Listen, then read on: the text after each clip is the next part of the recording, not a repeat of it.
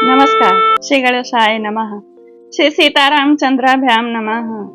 वाल्मीकि मुनि की जय हो, माँ सरस्वती की जय हो। आप सबके समक्ष में श्रीमद् वाल्मीकि रामायण का हिंदी में अर्थ सुना रही हूँ। आज मैं अयोध्या कांड का 23वां सर्ग सुना। यह सर्ग बहुत ही महत्वपूर्ण है क्योंकि पिछले सर्ग में श्री राम जी ने अपने वनवास को दैयोग बताया और इस सर्ग में उनकी बात सुनते सुनते अचानक अपने चित्त और अपने हृदय के हिसाब से जो लक्ष्मण जी को धर्म महसूस हुआ उसी महसूस को ओज भरी भाषा में श्री रामचंद्र जी के दैवी वाली बात को, दैवयोग वाली बात को इतने प्रभावशाली ढंग से खंडन करेंगे कि वह सुनने योग्य है शुरू से आखिरी तक। क्योंकि महाराज श्री रामायण संवाद ही तो है, इसलिए पूरा सुनना चाहिए। और यही नहीं, उन्होंने ओज भरी बातों में उस दैव योग को खंडन करते हुए कहा कि मैं वनवास जाने के जो अनुकूल होंगे उनका मैं विरोध करूंगा, उनसे मैं लोहा लूंगा। और उन सब बातों को जिस रोषता और जिस बातों का उदाहरण रख के खंडन करेंगे महाराज, वही संवाद है और वही रामायण, वही सुनने योग्य कि श्री राम के भ्राता जो लक्ष्मण है उनका प्रेम कैसा है, जो त्रिभुवन से लड़ जाए ऐसा प्रेम है भगवान के प्रति, अपने ज्येष्ठ भ्राता के प्रति लक्ष्मण। अभी ये वनवास को किस दृष्टि में लिए हैं लक्ष्मण जी, वह सुनने योग्य है। श्री राम जी ने तो दैवयोग ले लिया, इन्होंने उस वनवास को किस दृष्टि में लिया और इनके हिसाब से कैसे उसका खंडन किया जाए, यह बहुत महत्वपूर्ण बात है। जब श्री राम जी दैवयोग की बात कर रहे थे तो इनकी नजरें झुकी नजरें करके सुन रहे थे, क्योंकि बीच में उन्होंने कहा था वो जो है 22वां सर्ग में था। अभी अयोध्या कांड से मैं 23वां सर्ग सुना रही हूँ। इसमें लक्ष्मण का ओज भरी बातों से इनके दैवयोग का खंडन है। और किस तरह खंडन करेंगे, यही रामायण है, यही चरित्र है, यही संवाद है, यही सुनना है महाराज, इसलिए आखिरी तक सुना करिए। जब श्री राम, वो भी उस समय वो चुपचाप सुनते नहीं, क्योंकि श्री राम ने कह दिया था कि माता की बातें और भ्राता आपकी बातें मुझे दुखी कर रही हैं। उसके बाद जब वो बोले थे ये नीचे नजर करके सुने, अपनी दृष्टि नीचे रख करके, और जब वो कह चुके तो अचानक इनको अपना बुद्धि से जो इनको धर्म महसूस हुआ, उस धर्म को महसूस, और ये भी साथ साथ हुआ कि राज्याभिषेक में विघ्न है, इसका महसूस होते ही अपने विचार रूपी धर्म में स्थित होकर के इन्होंने ऐसी लंबी सांस खींची जैसे लगा कोई सर्प अपने बिल से फुफकार रहा हो। उसके पश्चात उन्होंने भव में तन गई, उनके खुद के धर्म में, अपने खुद के विचार रूपी धर्म में स्थित होने से लक्ष्मण जी की भव में तन गई।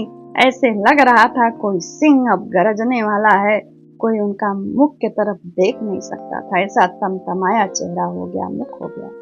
उसके पश्चात उन्होंने अपने हाथों के इधर करके, दृष्टि इधर करके अग्रभाग से श्री राम जी को जब देखा तो ऐसा लग रहा था कि गजराज ने अपनी सूंड को एक तरफ करके क्रोध से किसी को देखा। ये चूंकि अपने भ्राता से प्रेम करते थे तो अग्र दृष्टि से ही देखा, नहीं हल्का सा क्रोधित हो और कहा कि भैया आप समझते हैं कि यदि पिता की आज्ञा का पालन करने के लिए आप बन जाएंगे तो धर्म के विरोध का प्रसंग उपस्थित नहीं होगा, तो इसके सिवा लोगों के मन में यह भी बड़ी बात नहीं आएगी कि राजा जो हमारा बना है वह पिता का विरोधी है, पिता की आज्ञा का पालन नहीं किया है तो ये हमारी रक्षा नहीं कर पाएंगे, इसी नाते आप वनवास जा रहे हैं ना।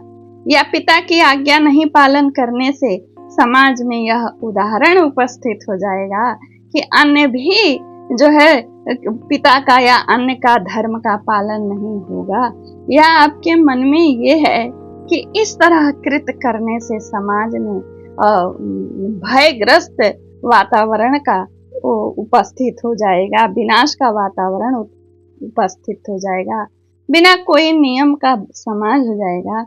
यदि यह आपके दिमाग में भ्रम है और इस भ्रम से उतावले हो करके यदि आप दैव जैसे दैवयोग जैसे तुच्छ वस्तु को आगे करके और इस अधर्म की बात समझ करके और दैवयोग को समझ करके यदि आप बन जाना चाहते हैं तो मेरी दृष्टि में यह ठीक नहीं।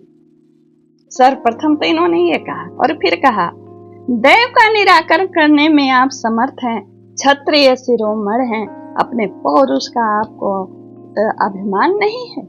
आपने दैव योग जैसे तुच्छ वस्तु का अपना साधन बनाकर आप वन को जाना चाहते हैं, या बात पिता की कही हुई बात आप नहीं मानेंगे, उसे अधर्म समझ के आप बन जाना चाहते हैं। अरे दैव योग को वो पुरुष मानते हैं जिन पुरुषों के बाजुओं में पराक्रम नहीं रहता है, वे भगवान के दैव योग को मान करके बैठ जाते हैं। धर्मात्मा, आपको इन दोनों पापियों पर भरोसा कैसे हो गया? अपने पिता और माता कैकेयी को कहते हैं मनुष्य में दूसरे इतने संसार में इतने व्यक्ति हैं जो लोगों को अधर्म को बात को धर्म में परिवर्तित करके ठगते। ये बात आपको दिख क्यों नहीं रही है? अब बताएंगे कैसे देखना चाहिए। कहते हैं रघुनंदन, इन दोनों के अपने स्वार्थ सिद्धि करने के लिए शठतावश धर्म के बहाने आप जैसे सच्चरित्र पुरुष को परित्याग करना चाहते हैं, उनका ऐसा विचार न होता। अब समझाने जा रहे हैं।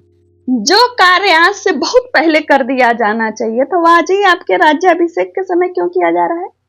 राजा दशरथ ने कैकेयी को वर तो बहुत पहले दिया था, इसने तब क्यों नहीं मांगा? या राज्याभिषेक के पहले क्यों नहीं मांगा? आज ही क्यों मांग रही है? आज ही क्यों राजा उसका अनुमोदन कर रहे हैं? ये आपको सठता समझ में नहीं आ रही है, ये अधर्म आपको समझ में नहीं आ रहा है। आपको ये अधर्म नहीं समझ में आ रहा है कि योग्य ज्येष्ठ भ्राता के रहते छोटे भाई को राज्याभिषेक किया जाए। ये आपको कैसे नहीं समझ में आ रहा है? कहते हैं महामते, पिता के जिस वचन को मानकर आप मोह में पड़े हुए हैं, जिसके कारण आपकी बुद्धि में दुविधा उत्पन्न हो गई है, मैं उस धर्म को मानने के पक्ष में नहीं। ऐसा धर्म का तो मैं घोर विरोध करता हूं। आप अपने पराक्रम से सब कुछ करने में समर्थ हैं, फिर भी कैकेयी के बस वृद्ध मेरे पिता उसके बस में होकर के धर्म के प्रतिकूल बात कह रहे हैं और आप उनका अनुकरण कर रहे हैं। वरदान की झूठी कल्पना का पाप करके आपके अभिषेक में रोड़ा अटकाया जा रहा है, फिर भी आपको नहीं समझ में आ रहा है। उसे धर्म का रूप दे करके ग्रहण कर रहे हैं और उन लोगों की कपटपूर्ण बातें आपको नहीं समझ में आ रही है।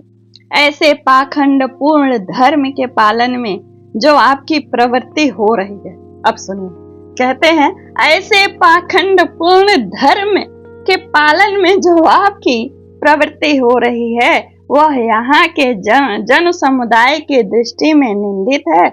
आपके सिवा दूसरा कोई पुरुष सदा पुत्र का हित करने वाला, माता पिता नामधारी इन कामचारी, अपने पिता दशरथ और कैकेयी क्यों कहते हैं, कामचारी शत्रुओं के मनोरथ को मन से भी कैसे पूर्ण कर सकता है? उसके पूर्ति करने के लिए भी आपके मन में विचार आया कैसे?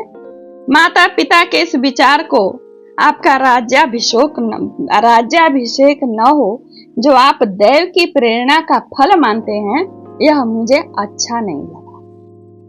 यद्यपि यह आपका मत है, तथापि आपको उसकी उपेक्षा कर देनी चाहिए। जो कायर हैं, पराक्रम का नाम नहीं जानते हैं, वही दैव के भरोसा करते हैं। सारा संसार जिन्हें आदर की दृष्टि से देखता है, वे शक्तिशाली वीर पुरुष दैव योग की उपासना करेंगे। जो अपने पुरुषार्थ से दैव को दबाने में समर्थ है, वह पुरुष दैव के द्वारा अपने कार्य में बाधा पड़ने पर शिथिल नहीं हो जाता है, उसके अनुरूप नहीं मुड़ जाता है। आज संसार के लोग देखेंगे कि देव की शक्ति बड़ी या पुरुषार्थ, पुरुष के पुरुषार्थ की शक्ति बड़ी। आज देव और मनुष्य में कौन बलवान है और कौन दुर्बल है, इसका स्पष्ट निर्णय हो जाएगा, ऐसा लक्ष्मण जी कहते हैं। जिन लोगों ने देव के बल से आज आपके राज्याभिषेक को नष्ट हुआ देखा है, वही आज मेरे पुरुषार्थ से अवश्य ही देव का भी विनाश देखें। कहते हैं जो अंकुश की परवाह नहीं करता और रस्से या सांकल को भी तोड़ देता है, मत की धारा बहाने वाले उस मत गजराज की भांति वेग पूर्वक दौड़कर जो भाग्य है, जो दयोग है, उसको भी पीछे पुरुषार्थ से पीछे मैं लौटा दूंगा। मैं अपने पुरुषार्थ से उस दयोग को भी नष्ट कर दूंगा, लौटा दूंगा पीछे।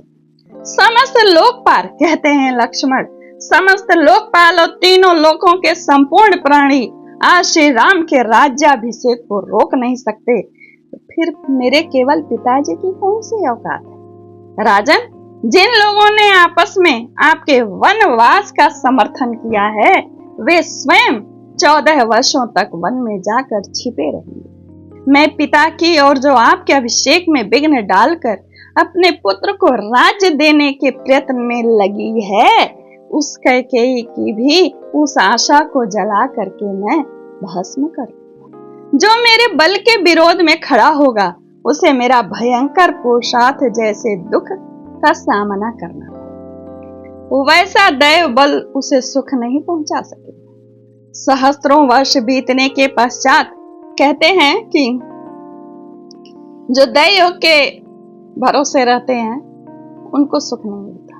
सहस्त्रों वर्ष बीतने के पश्चात जब आप वानप्रस्थ आश्रम में जाएंगे, तब आप ही का पुत्र इस धरती पर राज करेगा। पुरातन राजर्षियों के आचार परंपरा के अनुसार प्रजा का पुत्रवत पालन करने के निमित्त प्रजा वर्ग के पुत्रों के हाथ में सौंपकर वृद्ध राजा वानप्रस्थ को जाते हैं। लेकिन यहाँ तो उल्टा ही है। धर्मात्मा श्री राम हमारे महाराज वानप्रस्थ आश्रम में जाने के योग्य हैं, लेकिन काम की पीड़ा से ग्रसित होकर अपनी रानी के पास बैठे हैं और राज करने योग्य अपने पुत्र पुरुषा महात्मा जैसे सत्यवादी पराक्रमी प्रिय अपने ज्येष्ठ पुत्र जो योग्य है, उसे वानप्रस्थ भेज रहे हैं। वीर, मैं प्रतिज्ञा करता हूँ कि जैसे तटभूमि समुद्र को रोक देती है, उसी प्रकार मैं आपके राज्याभिषेक में उपस्थित होने वाली बाधा को मैं रोक दूंगा। अगर वो रोक न सका तो मैं वीर लोक को भागी नहीं होऊंगा। इसलिए आप मंगलमय अभिषेक सामग्री से आप अपना अभिषेक होने दीजिए। इस अभिषेक के कार्य में आप तत्पर हो जाइए। मैं अकेला ही बलपूर्वक समस्त भोपालों को रोक रखूंगा। ये मेरी दोनों भुजाएं केवल शोभा पाने के लिए नहीं है। धनुष बाण केवल मेरे आभूषण नहीं है। कमर में खोसे हुए जो तलवार है, यह कोई मेरा कमर बंध नहीं है। ये चारों वस्तुओं से आपके राज्याभिषेक के विरोध में खड़े होने वाले को मैं एकदम मिटा दूंगा, एकदम पीस डालूंगा। कहते हैं आज मेरे खड्ग के प्रहार से पीस डाले जाएंगे। मेरे तलवार की धार से कटकर रक्त से लथपथ हुई यह धरती अग्नि के समान जल हो जाएगा, रक्त से रंजित। अपने हाथ में मैं यह गोह चर्म का जो दस्ताना पहन के जब हाथ में धनुष ले मैं युद्ध में खड़ा हो जाऊंगा, उस समय पुरुषों में से कोई भी मेरे सामने अपने पौरुष पर अभिमान नहीं कर सके। मैं बहुत से बाणों द्वारा एक को मार सकता हूँ और एक ही बाण से बहुत को मार सकता हूँ, और ऐसे ऐसे लोगों के शत्रु के मर्म स्थानों को मारूंगा कि वह जीवित न रहेगा। प्रभु, आज राजा दशरथ की प्रभुता को मिटाने और आपके प्रभुत्व की स्थापना करने के लिए अस्त्र बल से संपन्न मुझ लक्ष्मण का प्रभाव प्रकट हो। श्री राम, आज मेरी ये दोनों भुजाएं जो चंदन का लेप लगाने बाजूबंद पहनने, धन का दान करने और सुहृदों के पालन में संलग्न रहने के योग्य है। आपके राज्याभिषेक में विघ्न डालने वालों को रोकने के लिए अपने अनुरूप पराक्रम प्रकट होगा। प्रभु बतलाइए, मैं आपके किस शत्रु को अभी प्राण, यश और सूर्य जनों से सदा के लिए विलग कर दूं? जिस उपाय से भी यह पृथ्वी आपके अधिकार में आ जाए उसके लिए मुझे आज्ञा दीजिए, मैं आपका दास हूं। रघुवंश की वृद्धि कराने वाले श्री राम ने लक्ष्मण की ये बातें सुनकर उनके आंसू पोंछे और उन्हें बारंबार सांत्वना देते हुए कहा, सौम्य, मुझे तो तुम माता पिता की आज्ञा के पालन में ही दृढ़ता पूर्वक स्थित समझो। मैं तो उसी में हूँ जिस अवस्था में पहले था अभी भी हूँ, मुझे वन जाना है। यही सत्पुरुषों का मार्ग। इत्याशय श्रीमद् रामायणे वाल्मीकि आदि काव्य अयोध्या कांडे 23 सर्ग यही पूर्ण होता है। और लाइक, कमेंट्स, शेयर करें। अगले सर्ग में माता कौशल्या फिर से जिद करेंगी कि वन मत जाइए और खुद जाने के लिए फिर से वो बोलेंगे श्री राम को, और श्री राम कैसे उनको समझाएंगे वह सुनने होगा योग्य होगा। कैसा कौशल्या और राम का संवाद, और यह संवाद ही तो रामायण है, इसलिए पूरा सुना करिए। 1-2 मिनट सुनने से कुछ नहीं होता। नमस्कार, जय श्री कृष्णा। मैं बहुत अल्पज्ञ हूँ, ठीक है, क्षमा करिएगा। इत्याशय श्रीमद् रामायणे वाल्मीकि आदि काव्ये अयोध्या कांडे 23 सर्ग पूर्ण। श्री राम जय राम जय जय राम। श्री राम जय राम जय जय राम।